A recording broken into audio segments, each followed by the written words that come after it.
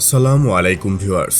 গত 4 দিন পূর্বে বাংলাদেশের বরিশাল বিভাগের পটুয়াখালী জেলার উপকূলে অবস্থানরত কিছু কিশোর গভীর সমুদ্র হতে ভেসে আসা একটি রহস্যময় অবজেক্টকে সেখানে ভাসমান অবস্থায় দেখতে পায়। এ সময় তারা সাগরের জোয়ারের পানিতে ভাসিয়ে সেটিকে নিকটবর্তী একটি খালে ঢুকিয়ে দেন। অতঃপর সেখানকার কয়েকজন স্থানীয় এটাকে খালের মাঝে বেঁধে রাখেন। জোয়ারের পানি নেমে গেলে অবজেক্টটি দৃশ্যমান হয়। তখন সামাজিক যোগাযোগ মাধ্যমে ছড়িয়ে পড়া ছবি ও ভিডিও দেখে আমরা নিশ্চিত হই যে এটি একটি টর্পেডো।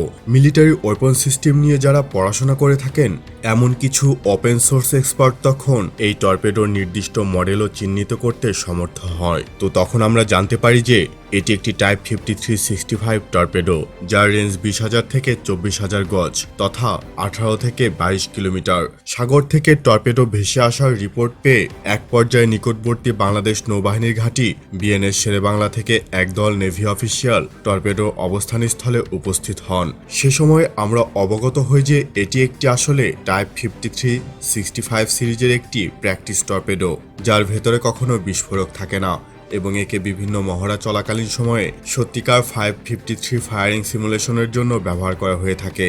পরবর্তীতে আমরা টর্পেডোটির রং সহ আরও নানান বিষয়ে বিভিন্ন রকমের থিওরি অনলাইনে দেখতে পাই। এক্ষেত্রে প্রথমে বলে রাখা দরকার যে আমরা যদি টর্পেডোটির মডেল সম্পর্কে সঠিক হয়ে থাকি সেক্ষেত্রে আমাদের রিজিয়নে এই টর্পেডো ফায়ারে সক্ষম সাবমেরিনের সংখ্যা মাত্র 5টি। যেহেতু সার্ফেস শিপ থেকে ফায়ারিং এর সম্ভাবনা একেবারেই নাই বললেই চলে, সেক্ষেত্রে আমাদের সর্বপ্রথম ধরে নিতে হবে যে টর্পেডোটি একটি সাবমেরিন থেকে লঞ্চ করা হয়েছে এবং এই বিশেষ ধরনের টর্পেডো এদিকটাতে একমাত্র কিলো ক্লাস সাবমেরিনেই ব্যবহৃত হয়। আমাদের রিজনের সমস্ত কিলো ক্লাস সাবমেরিন ভারত থেকে এসেছে।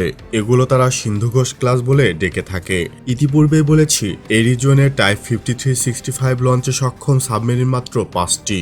এর ভিতরে 4টি হলো সিন্ধু কেশরী, সিন্ধু কীর্তি, সিন্ধু বিজয় এবং সিন্ধু শাস্ত্র। এর ভেতরে 4টি অন্ধ্রপ্রদেশের বিশাখাপত্তমে অবস্থিত ভারতীয় নৌবাহিনীর ইস্টার্ন নেভাল কমান্ড হেডকোয়ার্টারের অধীনে বঙ্গোপসাগর ও তৎসংলগ্ন অঞ্চলে চলাচল করে থাকে। আর 5ম সাবমেরিনটা মিয়ানমারের, যেটি 2020 সালে ভারতের তরফ হতে মিয়ানমারকে উপহার হিসাবে দেওয়া হয়েছিল। এবার চলে আসি টর্পেডোর রঙের দিকে। প্র্যাকটিস টর্পেডোটির রং দেখে এবং টর্পেডোটির এভাবে ভেসে আসা দেখে অনেকেই অনেক রকমের সন্দেহ করেছেন। আসলে রং এবং ভেসে থাকা দুটো এক্ষেত্রে স্বাভাবিক ছিল।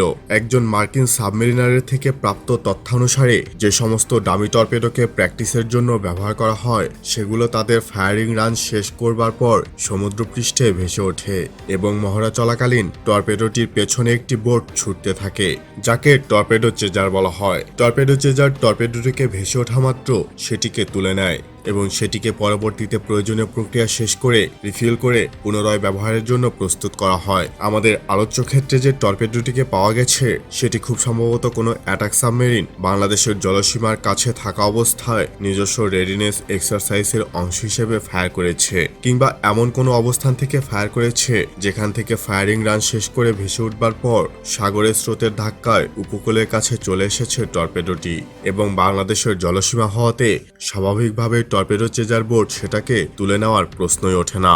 তো এই ছিল এখনকার আয়োজন। নতুন কোনো সামরিক আলোচনা নিয়ে খুব দ্রুতই হাজির হব ইনশাল্লাহ।